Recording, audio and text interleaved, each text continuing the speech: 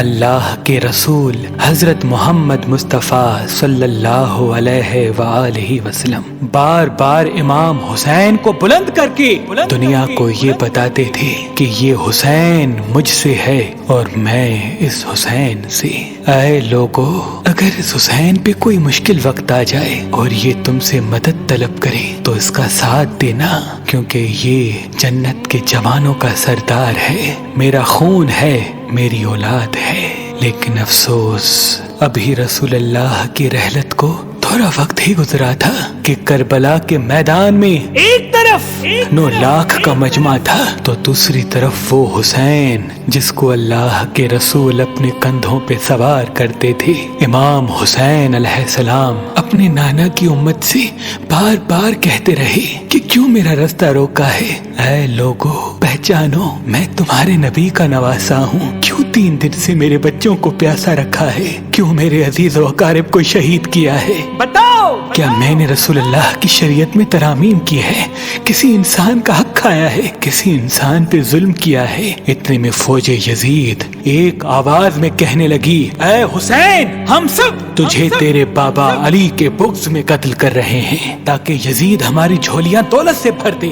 امام حسین نے فرمایا، اے لوگو، آج جس اسلام کا علم تمہارے ہاتھوں میں بلند ہے، یہ علم میرے بابا علی نے بلند کیا۔ مت بھولنا، خیبر و خندق میں اگر علی نہ ہوتے تو اسلام کی فتح ناممکن تھی۔ وہ علی جس نے پوری زندگی اسلام کی تبلیغ کی، حق کو بلند کیا، رسول اللہ کی حفاظت کی، آج اس علی کو یہ اجر دے رہے ہو۔ اے لوگو، بتاؤ، اللہ کے رسول نے بار بار میرے بابا علی کا ہاتھ بلند کر کے فرمایا تھا کہ جہاں حق ہوگا وہاں علی ہوگا، جہاں علی ہوگا وہاں حق ہوگا، اور آج اس علی اور اولاد رسول کو یہ اجر دے رہے ہو۔ اتنے میں یزید کی فوج کے سپہ سالاروں نے دیکھا کہ کہیں فوج میں بغاوت نہ ہو جائے۔ اے شمر، کیا دیکھ رہے ہو؟ حملہ کرو۔ بس لاکھوں کی فوج نے جب رسول اللہ کے نواسے پہ حملہ کیا، امام حسین علیہ السلام نے اللہ کا نام لیا اور ذوالفقار کو نیام سے نکالا۔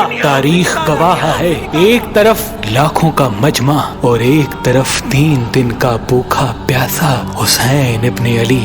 زمین پہ اس طرح کی جنگ پہلے کبھی نہیں دیکھی تھی کہ ایک تنہا انسان لاکھوں کے مجمع کو اس طرح سے فنار کر رہا ہے کہ فوج اشکیا واپس پلٹ کے بھاگنے لگی۔ امام حسین فوج یزید سے مخاطب ہو کے فرماتے ہیں، آؤ، 3 دن کے بھوکے کی جنگ دیکھو، 3 دن کے پیاسے کی جنگ دیکھو، رسول کے اس نواسے کی جنگ دیکھو، اس کی جنگ دیکھو جس کا جوان بھائی مارا گیا، جس کے جوان بیٹے کو نظروں کے سامنے قتل کیا گیا، جس نے اپنے ہی ہاتھوں سے اپنے بچے کی قبر بنائی۔ امام حسین شیر کی طرح فوج یزید سے لڑ رہے ہیں۔ اتنے میں آواز غائب آتی ہے، حسین، تیرا اللہ تجھ سے راضی ہوا۔ بس اس صدا کا سننا تھا۔ امام حسین علیہ السلام نے اپنی ذوالفقار کو تھام لیا۔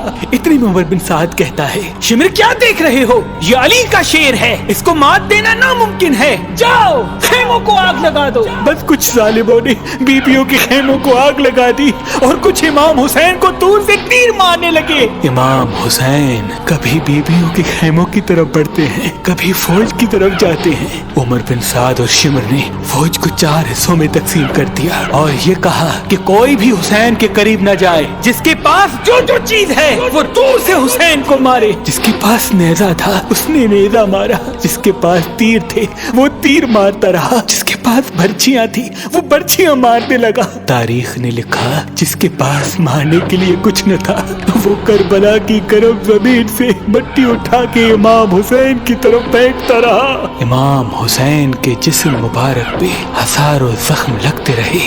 آپ کے جسم مبارک پر اتنے تیر تھے کہ آپ کا جسم مبارک نظر تک نہیں آ رہا تھا۔ بس جیسے ہی نواسا رسول گھوڑے کی سینگ سے زمین پہ آتے ہیں، فوج یزید جھومنا شروع کر دیتی ہے، لیکن اتنے میں وہ گھوڑا جس پہ آپ سواری کیا کرتے تھے وہ امام حسین کے چاروں طرف گھومنا شروع کر دیتا ہے تاکہ ان تیروں سے میں اپنے آقا حسین کو بچا لوں۔ وہ گھوڑا دوڑ ہی رہا تھا، اتنے میں عمر بن سعد نے کہا اے لوگو رکو، میں نے اپنی آنکھوں سے دیکھا تھا اس گھوڑے پہ اللہ کے رسول سواری کرتے تھے، کہیں تیر اس گھوڑے کو نہ لگے، اور یوں تیروں کو چلانا بند کیا گیا۔ افسوس ہے ان لوگوں کو اس گھوڑے کا تو احترام معلوم تھا جس پہ رسول اللہ سواری کیا کرتے تھے، لیکن اس حسین کا احترام بھول چکے جن کو اپنے کندھوں پہ سوار کر کے امت کو دکھایا کرتے تھے۔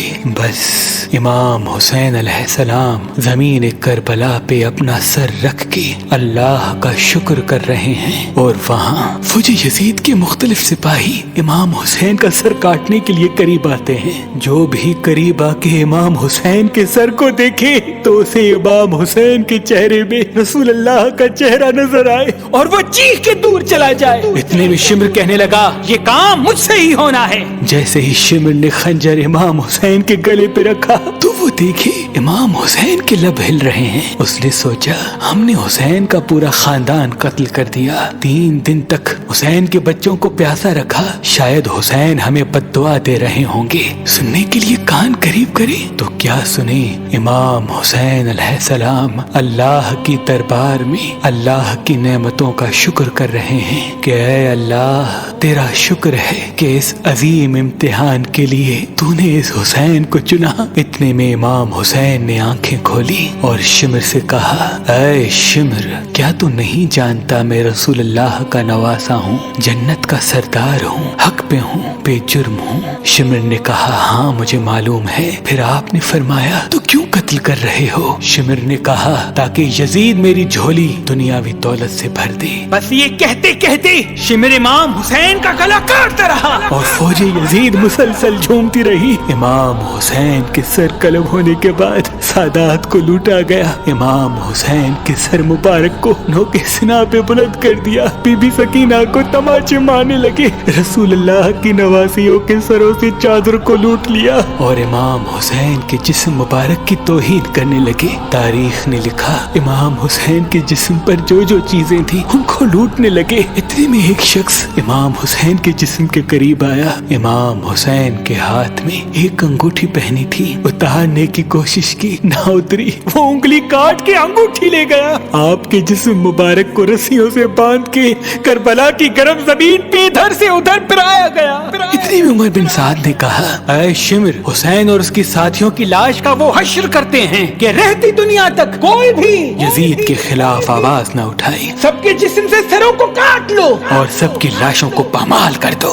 زمین کربلا گواہ ہے، کہیں سے کوئی قبیلہ اٹھ کے آتا ہے اور کہتا ہے کہ ہم حر کی لاش کو پامال ہونے نہیں دیں گے، کہیں بی بی ام لیلا کا قبیلہ آ کے کہتا ہے کہ ہم علی اکبر کا لاشا پامال ہونے نہیں دیں گے، کہیں بی بی رباب کے قبائل کے لوگ کہتے ہیں ہم علی اصغر کا لاش پامال ہونے نہیں دیں گے۔ ایک ایک شہید کی لاش پامال ہونے والی جگہ سے ہٹائی گئی۔ تاریخ گواہ ہے صرف رسول اللہ کا اکیلا نواسا کربلا کی گرم زمین پہ پڑا رہا اور مغرب کے گھوڑے مشرق کی طرف، مشرق کے گھوڑے مغرب کی طرف دوڑتے رہے۔ امام حسین کا جسم پامال ہوتا رہا۔ امام جعفر صادق علیہ السلام فرماتے ہیں میرا سلام ہو میرے اس غریب دادا پر جس کی لاش کو اس طرح سے پامال کیا گیا کہ ان کی دائیں پسلیاں بائیں پسلیوں کی طرف چلی گئی اور بائیں پسلیاں دائیں پسلیوں کی طرف چلی گئی، جن کا سینہ اور پشت ایک ساتھ ہو گیا۔ سلام ہو میرے اس بے وطن دادا حسین پر جن کے جسم مبارک کے ٹکڑوں کو زمین کربلا پہ بکھیرا گیا۔ سلام ہو، سلام ہو، سلام ہو۔